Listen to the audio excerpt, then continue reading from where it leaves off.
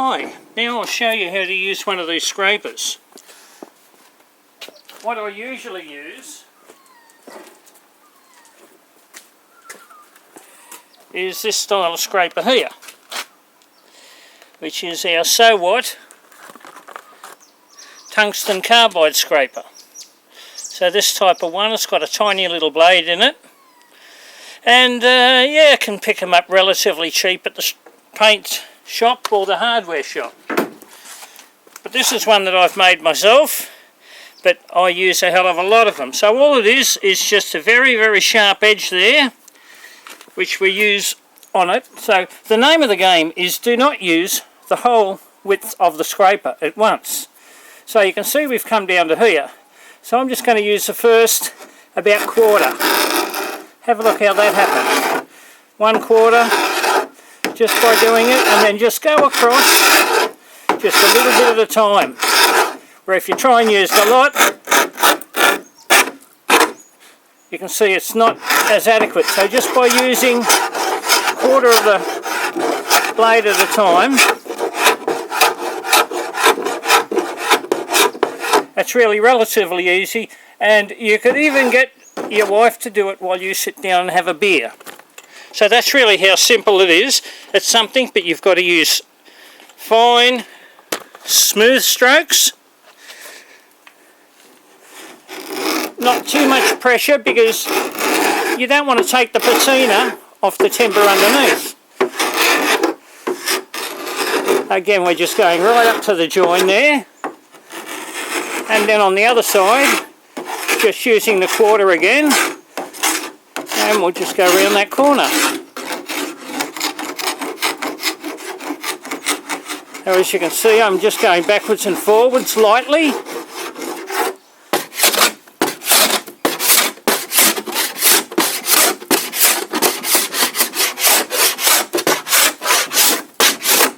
But that's pretty good, isn't it? But don't start off at the speed I'm going, you'll probably damage something. Just slow down and work up to it. But it really is a very simple, plain way of taking old paint off old furniture. Good luck with it. Hi guys, now here we are in Maryborough, Australia, Victoria, on a steamy afternoon. What we're going to do is have a look at things to look for when you're looking for something as beautiful as this. Isn't this an absolute delight? Kitchen dresser, I saw this at Kmart. I paid $80 for it. And mind you, it's probably going to take me 3 or 4 times that amount of work to actually have it done. But if you're clever when you purchase something like this, just by looking at the little signs on it, you'll be able to work out how good, how quick, or how possible is it to get this back to as original as possible. So you can see the bottom door's looking a little bit sad. So we've got the bottom door, but you can see somebody's played hell to leather with spray paint and all the rest of it. But the good signs on this one is you can see where the paint is chipping off. And again, down here with the door, see these lines here? You can see them all over. You've got paint chipping. So you have a look at that, and that will tell you that whoever painted this actually didn't undercoat it properly. So there's probably about 4, 5 or 6 coats of paint on this. And even right down the side, you can see all down here, this edge here, and again down here, you'll just flick that off. So what I'm going to do is I'm going to put this one here. We'll adjust it if we can to give you as best shot we can. And what I'm going to do is get our magical little scraper out and just show you how simple and how easy, if you pick it right,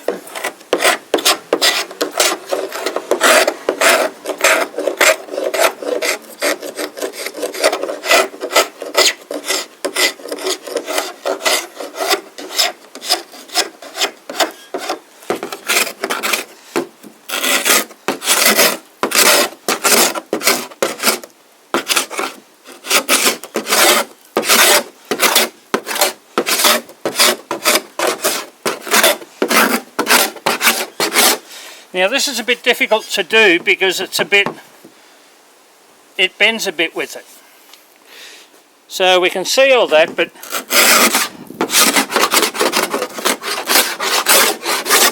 always going with the grain.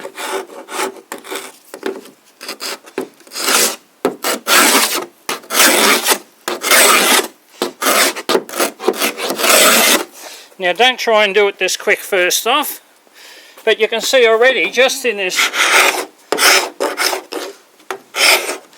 very short period of time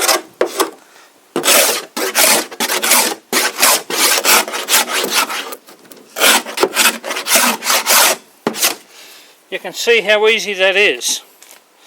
So this is what you look for. You know, you can see right down there on the ground there, you can see because of the weather it's got to it and probably the way it's been stored. But you can see the paint all over the place.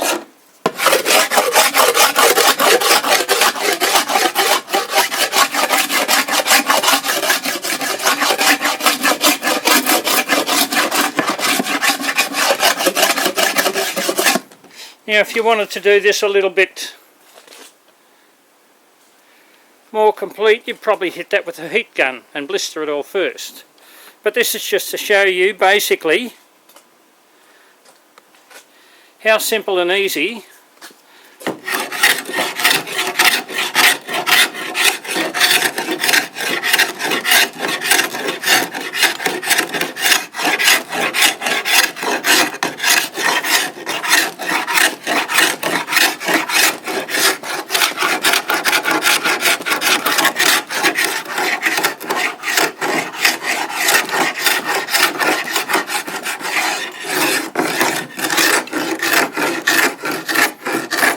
again, you can even go over the edge with this if you're really careful, whether it's concave or convex. So you can really see how quick and easy you can do this, but you've got to assess it properly. So the thing that we loved about this is the LED lights are complete. So I'll put a little video on down the track as we go and just show you how we do it. Good luck. Now here we are, we've got her on a side. Jude and I have been working on it. We've just done one side of it. I actually like to do at least a small area when I start early, so when I come out each day I look at it and it sort of inspires me a bit. Sometimes it can be a bit mundane. But one thing that I do absolutely love is all the different linos that are in these things. Just have a look at that. Isn't that gorgeous? Dirty, grotty. If that isn't 1950s lino, I'll stay he. So what we're going to do here, we've got a lint-free cloth and we've got a woman taking over the camera. That's it. So this hasn't been sanded. All that's happened at the moment is we've just scraped it back and given it a sweep. I like a little bit of the rustic look, so you can just see the transformation just as that oil goes down.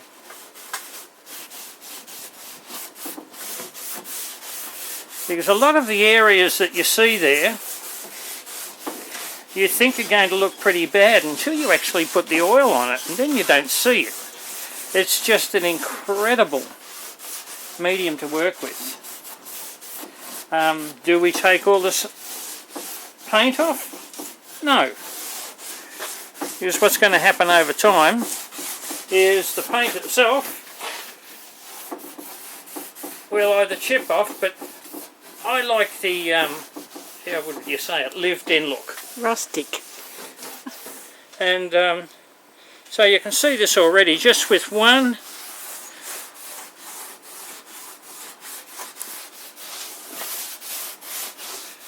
coat of this, and this will, you can see up here where already with what we've done it's already soaked in. So this is probably going to take 2 or 3 coats. First off, so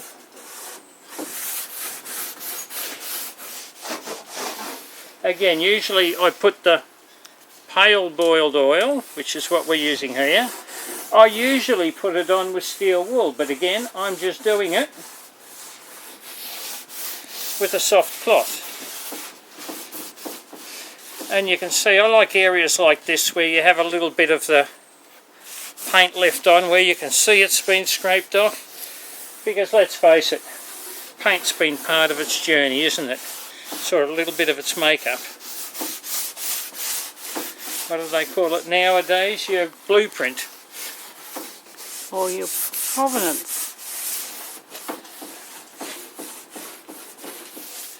So you can just have a look at how beautiful this has come up. I don't like to sand it too much because I think it then makes it look too Mickey Mouse, too brand new. I do like